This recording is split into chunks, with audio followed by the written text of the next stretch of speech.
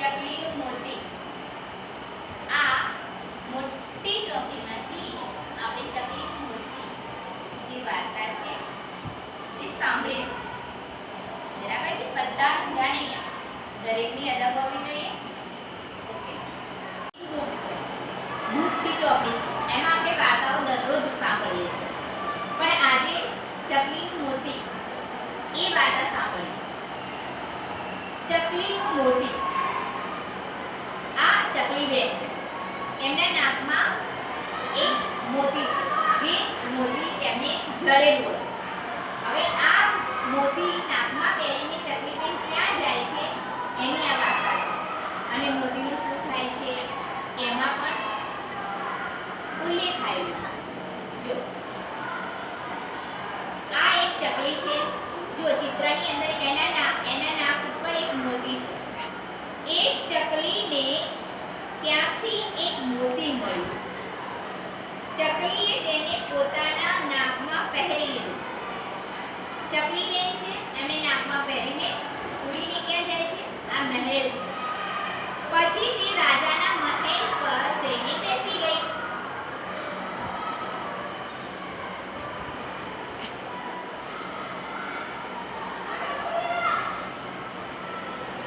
તેને ગીત ગાયું. હું રાજાથી મોટી, મારા નાકમાં મોતી. આ સાંભળી રાજાને ખૂબ ગુસ્સો આવ્યો. રાજા જો ગુસ્સે થઈ ગયો છે તે ચિત્ર પણ આપેલું છે. તેણે પોતાના માણસોને કહ્યું, ચકલીનું મોતી છીનવી લો. એને બધા સિપાઈ હોય ને તો એમને કીધું કે આ ચકલી છે ને એનું જે મોતી છે એ છીનવી લો. તેમણે જઈને ફટથી ચકલી પાસેથી મોતી છીનવી લીધું અને પોતે તેમણે રાજાને આપ્યું.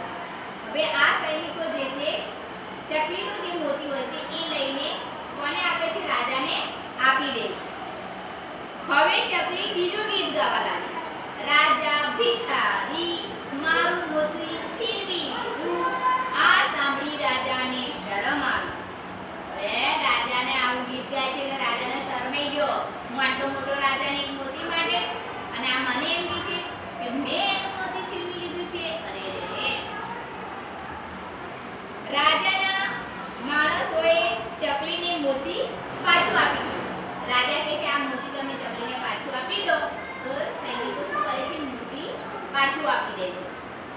મોતી મળવાથી ચકલી ગાવા લાગી. રાજા તો ડરી ગયો. મારું મોતી આપી દીધું. આ સાંભળી રાજા તો ફરી ગુસ્સો થઈ ગયા. ફરીથી એમને તો ગુસ્સો આવી ગયો કે આ ચકલીનું કરું તો શું? બરાબર? મેં એને નાકમાં મોતી પહેરેલું હતું એ પાછું એને આપ્યું તો એ પાછું ગીત ગાવા માંડી છે. તેણે ચીસ પાડીને કહ્યું, આ બદમાશ ચકલીને પકડી લાવો. તેના માણસો ચકલીને પકડવા ગયા. હવે રાજાએ ઓર્ડર આપ્યો. જોરથી બૂમ પાડી ગુસ્સે થઈને, આ ચકલીને તો પકડી લાવો અને એનું જે મોતી છે પાછું લઈને આવો. તો રાજાના માણસો જે હતા બધા પાછા ક્યાં જાય છે? ચકલીને પકડવા માટે. ચકલી ફર કરીને ઉડી ગઈ અને રાજા હાથ ઘસતા રહી ગયા. સમજ પડી? ઓકે, હું ફરીથી વાર્તા પૂછું. બધાની અદબ હોવી જોઈએ. આપણે ચકલીની વાર્તા સાંભળી.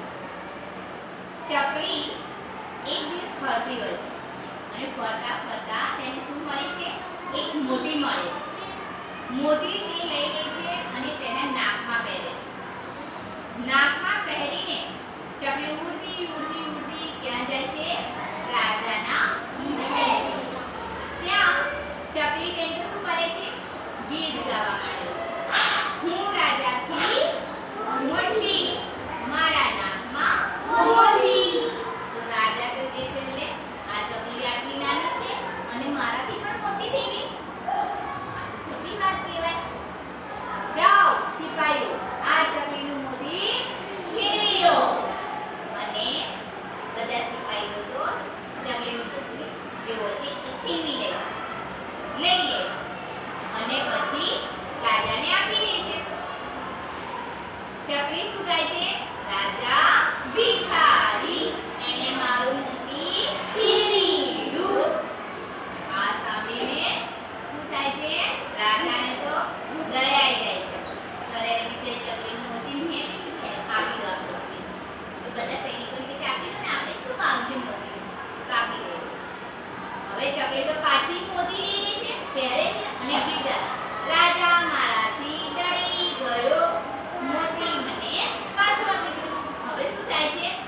કે ચકલીને રાજાને તો ગુસ્સો આવે છે અને ચકલી શું કરે છે બેઠી બેઠી ગીતો જ ગાતી હોય છે અને રાજાને ગુસ્સો આવે પછી કોને કહે છે સહી લો જાઓ પાછા